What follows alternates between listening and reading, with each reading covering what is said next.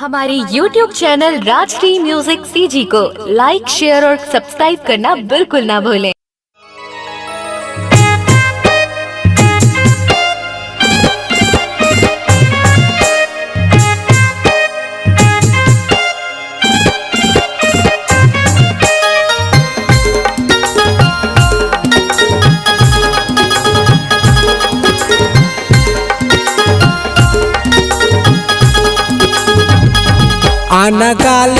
आना गाले जी जियत ले सतनाम भजन गुन गालेगा, जियत ले सतनाम भजन गुन गालेगा। आना गाले जी आना गालेगा, जियत ले सतनाम भजन गुन गालेगा, जियत ले सतनाम भजन गुन गालेगा।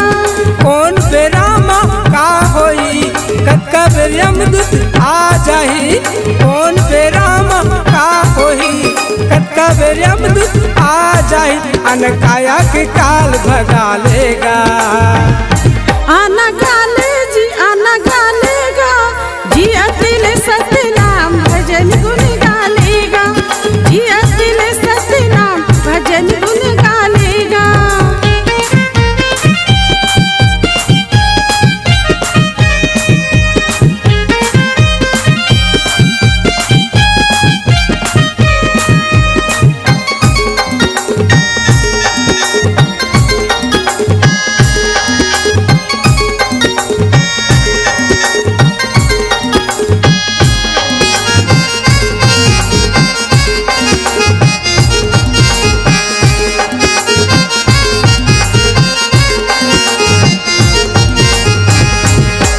जन भुला हो गुरु के बानी, अमर कर ले तोरे नाम, अमर कर ले तोरे नाम।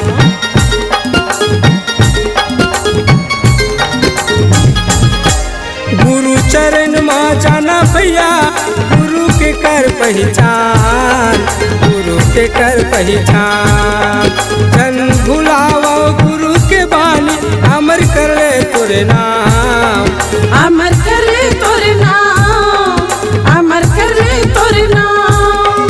दो दिन के जिंदगानी माँ नर्तन बुड़ जाही पानी माँ, दो दिन के जिंदगानी माँ नर्तन बुड़ जाही पानी माँ। गुरु चरण में माथ नवा लेगा,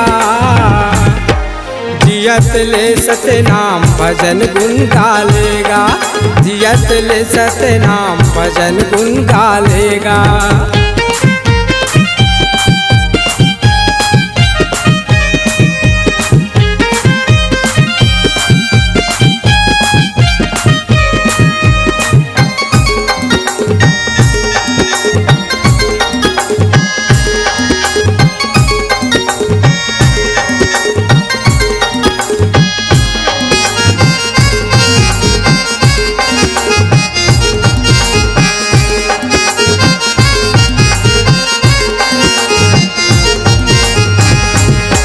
जन कर बेतय छोरे संगी, जन खेल बेजुआ तास गा, जन खेल बेजुआ तास गा।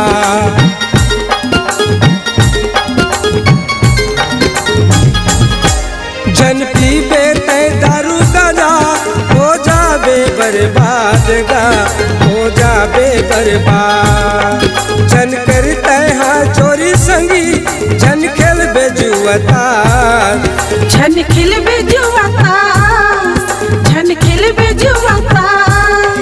4 दिन के मेला माँ जन फंसी माया झमेला माँ, 4 दिन के मेला माँ जन फंसी माया झमेला माँ। सतनाम के गंगा बहा लेगा,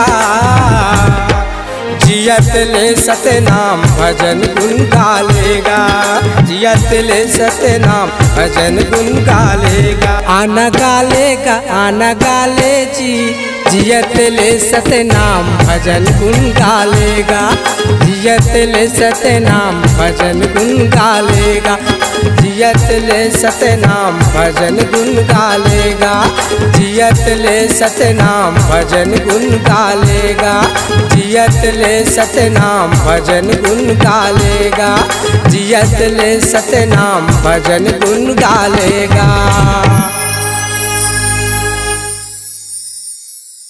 अपने दिल की आवाज सुनने वाले, अपने आवाज से पहचान बनाने की ललक और अपना टैलेंट लोगों तक पहुंचाने के लिए आए राजश्री म्यूजिक स्टूडियो, जहां गाने और वीडियो की बेहतरीन रिकॉर्डिंग की जाती है। Rajshri music audio video recording studio, Birgaon, Raipur, Chhattisgarh. अधिक जानकारी के लिए कॉल करें 8085048130 और 7999776763 पर।